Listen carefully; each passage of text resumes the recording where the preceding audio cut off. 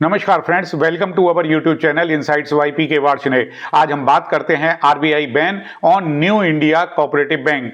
भारतीय reserve bank यानी RBI देश के किसी भी बैंक पर नियमों का पालन ना करने पर जुर्माना लगा सकता है या बैंक पर प्रतिबंध लगा सकता है। अब आरबीआई ने देश के प्राइवेट सेक्टर के Mumbai based new India cooperative bank पर प्रतिबंध लगा दिया है। आरबीआई द्वारा न्यू इंडिया कोऑपरेटिव बैंक पर लगाए गए इस प्रतिबंध से ग्राहक अब इस बैंक में अपना कोई भी काम नहीं कर पाएंगे, ग्राहक अपना पैसा भी नहीं निकाल पाएंगे।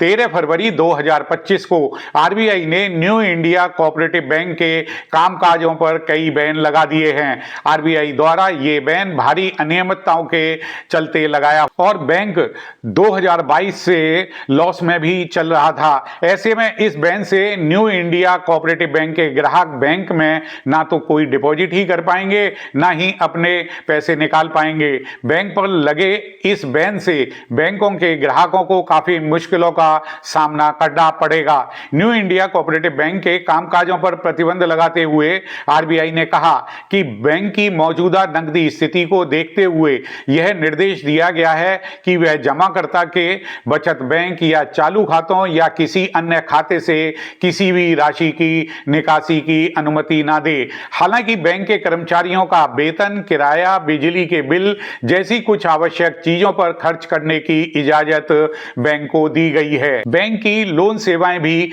बंद कर दी गई हैं। आरबीआई ने बताया कि बैंक बिना उसकी अनुमति के ना तो कोई लोन देगा, ना कोई एडवांस करेगा, ना ही उनका रिन्यूअल करेगा। साथ में किसी भी बैंक को निवेश की इजाजत भी नहीं होगी। लेकिन यह सब पाबंदियां कितने समय तक रहेंगी?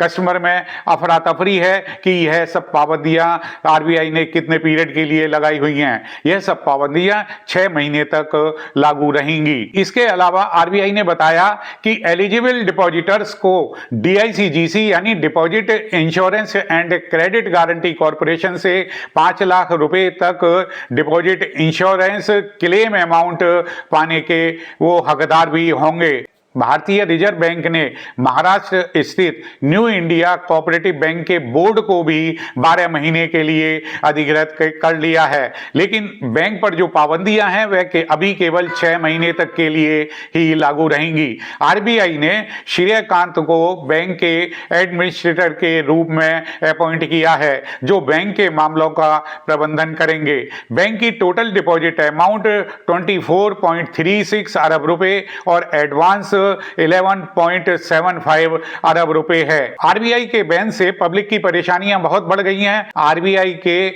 न्यू इंडिया कोऑपरेटिव बैंक पर बैन लगने की खबर से बैंक के बाहर खूब लंबी लंबी लाइन लगी हुई है।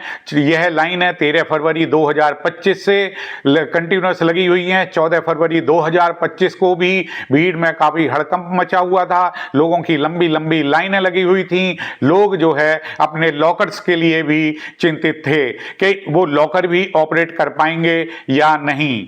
तो आज की वीडियो में इतना ही। Thank you.